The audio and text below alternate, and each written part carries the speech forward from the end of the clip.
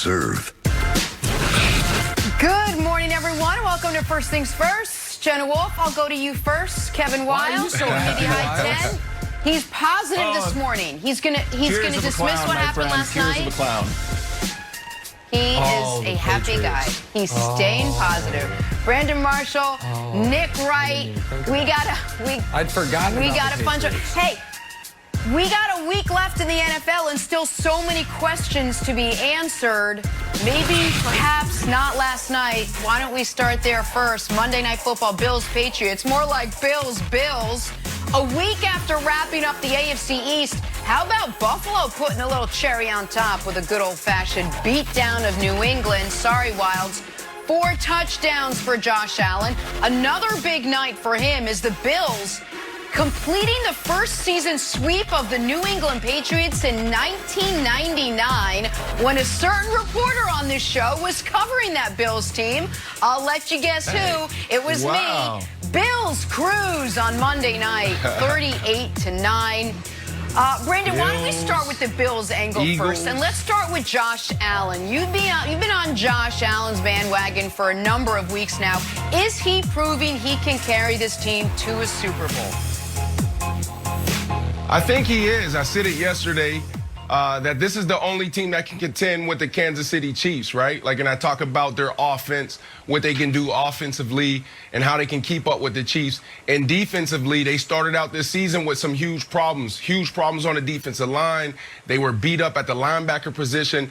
They were beat up at the cornerback position. They get healthier. Leslie Frazier gets hot. And now you're seeing a team that can contend. This is a really good team. Josh Allen looked phenomenal last night. Stephon Diggs looked phenomenal last night.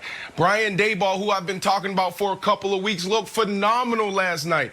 This looks like a team that is ready to play ball and that's going to be dangerous in the postseason. I really like what I'm seeing out of Buffalo Bills, and I'm really liking what I'm seeing out of Josh Allen. You know, this is a kid that was drafted, in the first round, 7th overall pick in 2008, coming in with so many question marks, inconsistencies all over the board. But now we're looking at this kid of probably being a top 4 quarterback in the National Football League. When you look at the numbers, he's completing more passes. His completion percentage is higher than Patrick Mahomes. He's right there from a quarterback QBR rating, right there with Patrick Mahomes. This dude is phenomenal. If he can continue to protect the ball, the Buffalo Bills not only will be good in the playoffs, but also for years to come because Josh Allen is that good. All right, so let's talk about Josh Allen, because last night, obviously, he was exceptional. And there is no equivocation. There is no yeah, but with that. He was great last night, and it was, I would argue, his 5th great, like not just good, but great game of the season. And when he plays like that, and the Bills look like that, of course they look like a contender. So, Nick, why do you not believe in the Bills? Why do you think the idea that he is a top 4 quarterback, like my mind is blown by, and Brandon's not the only person saying that. Right now he's 3rd in MVP odds behind obviously Mahomes and Rodgers. And here's why. Because as much as the Bills Mafia and Bills fans will try to pretend this is not true, what is unequivocally true about Josh Allen this year, not historically, not the playoff game where he's throwing over-the-head laterals, this year is week to week, you do not know what you're going to get. This is his passer rating by game. If you took just his 5 best games of the year, he'd be the league MVP. If you took his 5 worst games of the year, he'd be a bottom 5 starting quarterback by passer rating. And for the Buffalo Bills to make the Super Bowl, he is going to need 3 consecutive games. Forget win the Super Bowl, just make it 3 straight games where that chart is way above that 100 level. I do not think he can do that in the postseason. And so do I give the Bills credit for what looks like it's going to be a 13-3 season? Absolutely. Do I think they might have the best top-to-bottom coaching staff, as Brandon's been pointing out all year long, in football? Sure. Is Josh Allen proving to be far better than I thought he was coming out of the University of Wyoming when he was honorable mention Mountain West? Yes.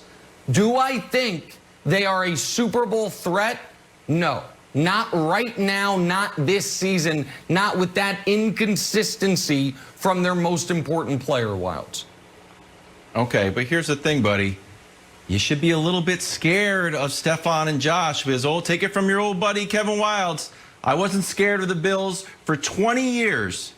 And there was a play last night. It was an incompletion with J.C. Jackson that happened here. And I was like, oh, no, J.C., you should be in the Pro Bowl, but don't do this. Don't do this. Next thing you know, touchdown city, Brandon. Went for 3 touchdowns, 145 yards. He does even a little trash talk here, and thankfully he stumbles to not further humiliate. He's like, I'll try a little bit of stumble, or it would have been worse. So Brandon, 3 touchdowns, 145 yards, and I think there's a little bit of a debate who's the best wide receiver, in the NFL. Stephon's number 1 in receptions. He's number 1 in yards. And look at this illustrious panel of AFC East. He's putting up a historic season with some all-time greats like Randy Moss, Marvin Harrison, the great Wes Welker, and the one and only Brandon Marshall. So he's right there. I love it. You might just have to support him for the AFC East fraternity. You got to say he's the number 1 guy, Brandon. You know what? We may have to. It seems like every single week we're talking about a new receiver.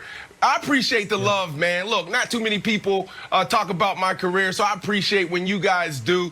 Definitely enjoy playing in the National Football League. But look, I had Stephon Diggs this offseason at my facility, and he is a difference maker. He makes the trainers better. He makes the other guys around better. We had guys from the Las Vegas Raiders. We had the Cleveland Browns in the house. We had Miami Dolphins in the house. We had wide receivers, tight ends, and cornerbacks from all over. Kansas City Chiefs. And when I tell you, when this guy gets on the field, the intensity level goes up. He demands excellence. My only concern with Stephon Diggs was, bro, look, when you step on the field, your intensity go to a whole nother level, and it can rub people the wrong way. So you're going into a new situation. I just need you to make sure that you check your emotions so you don't run yourself out the door, because people don't understand how high you run emotionally every single day. And I truly believe that Stephon Diggs is probably the biggest difference maker in the Buffalo Bills, because when you go into that meeting room, when you go onto that practice field with Stephon Diggs, he's going to be looking around making sure you take notes. He's going to be looking around making sure that you play and practice as hard as you possibly can. Stephon Diggs is phenomenal, having a phenomenal year. So that is exactly right. And I obviously didn't spend the time with Brandon this offseason training, but we had him, I don't know if Jen and Wilds remember, I'm sure you do. We had him sitting with us at the Super Bowl. And I appreciate that. In a non-pandemic world, I'll be there next summer. But we had him sitting with us at the Super Bowl. And I talked with him about those emotional outbursts that he had had with the Vikings. And at the time, he was still a member of the Vikings. Because I had been critical of him in that, if you remember, they were winning a playoff game against the Saints. And he was really demonstrative, if you will, on the sideline. And he, while acknowledging he's got to learn from that, basically said, this is how I run, man. And this is what makes me me. And what I think, where Bills fans and I, which we have not agreed on much all year, where I think we will be in lockstep, is the move of the offseason across the league was trading for Stephon Diggs. I understand the Vikings feel good. Yeah. They have Justin Jefferson. He looks like an awesome young receiver. Yeah. Could be offensive rookie of the year. I get that. But if there were 2 superstar receivers traded from playoff teams last year to a different team this offseason. The Houston Texans won a playoff game last year with DeAndre Hopkins. They traded him to Arizona. Houston right now has a bottom 5 record in football. Arizona's on the cusp of making the playoffs. The Vikings won a playoff game last year. They traded Stephon Diggs away.